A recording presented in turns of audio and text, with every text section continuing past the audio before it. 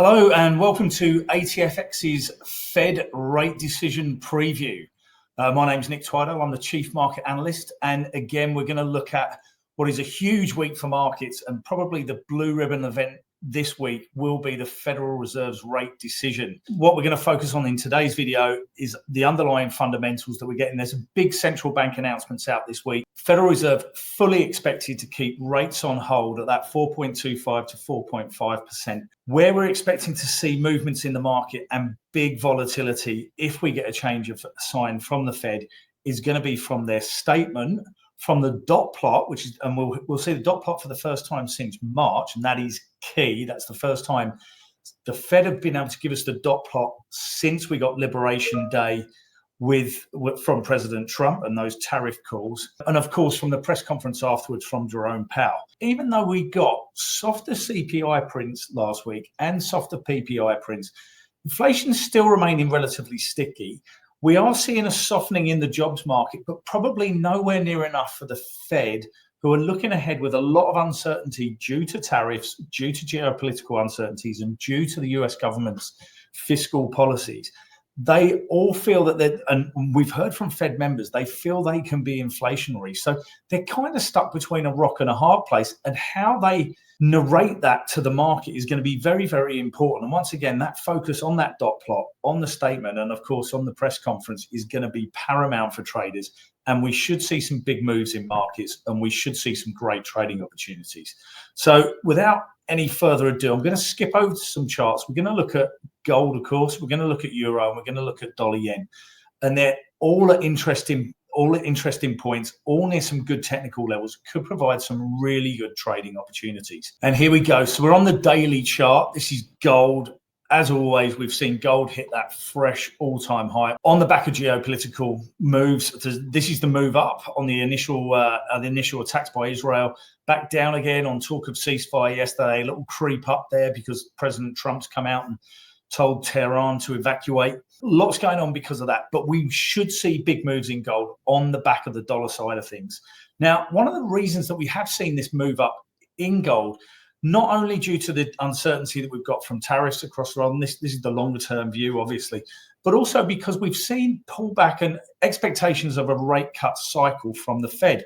If that rate cutting cycle does come under questions, I suppose, from the rest of the market after the Federal Reserve meeting this week, we could see some dollar acceleration. We could see some dollar buying coming into the market, and that could see gold move back down to challenge these sort of support levels that are coming in here. These are obviously longer term support levels, 3229, so 3230 really.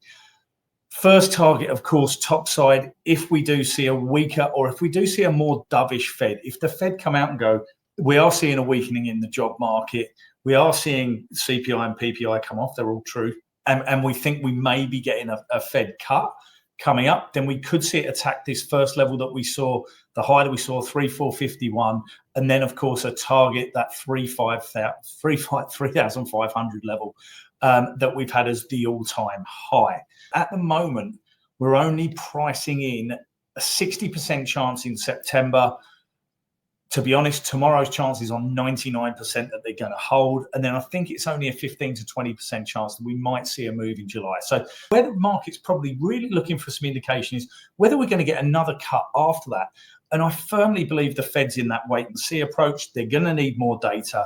Yes, I think they're probably going to have enough reason to have one cut this year in the next few months, and probably September. But that could change with what we get today and what we get from tomorrow, on the dot plot. And that could see us off to the races. So for gold, more hawkish or less dovish, certainly, we could see the dollar accelerate, gold move down to challenge these lows. More dovish, topside move, targeting last night or the recent highs that we've seen, and then the all-time high. Could see some big moves. I'm going to move over to euro as well, because that's also trading at very interesting levels. Could see some massive moves in euro. So here we are on the euro chart. Once again, we've seen annual highs hit in the euro just recently, just above 116.30 there. We're only trading 80 points below that. Once again, we're on the longer term chart here.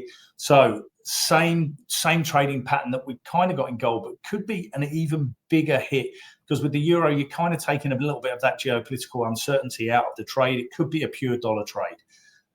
If we get, I don't think we're going to get anything particularly hawkish, but certainly less dovish. Dollar buying, euro could drop back down into range. And look at the size of this range at the moment. Like really, the next support is probably going to be around about 111, which is the low that we saw back in May. And then we got the 200-day moving average coming in at 108.30. Top side is where that real trading opportunity comes. If we see a more dovish side to the Fed, if they do talk strongly of rate cuts, if we really start to price in that rate cut in September, that could then mean that we're looking at another rate cut within the next few months coming after that, certainly before the year end.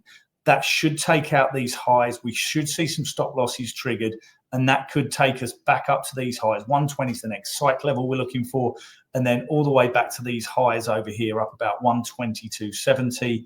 And then the high back from here is trying to get it up. It's just about 123.50. Last, we're going to have a look at dollar yen. Once again, daily chart here on dollar yen. Great chart, nice setup. Less dovish, a break topside, and we're close to this break level. We're trading at what, 144.80. Break levels 144.40-ish, 145.40-ish, 145.50. A break there opens up the way for another move higher. Next technical level comes in on the 200-day moving average at 149.55. We've also got a high here. We can't ignore that one around about 148.64. So good trading opportunities. So for me, on the currency side, you've got good break trades. Break trades do tend to get you that little bit of extra impetus because they're triggering stop losses. You're taking people out of longer term positions, especially on these longer term charts, and you can look to get on that trade for a while. So there is that chance that we do get a surprise move. It's a very, very low. It's about 0.1% being priced in by the futures market at the moment. If we did see a move from the Fed, it would be off to the races. But I think the chances will come in that euro, in that dollar yen, and we will see moves in gold. So good luck with your trading. Thanks for listening to us.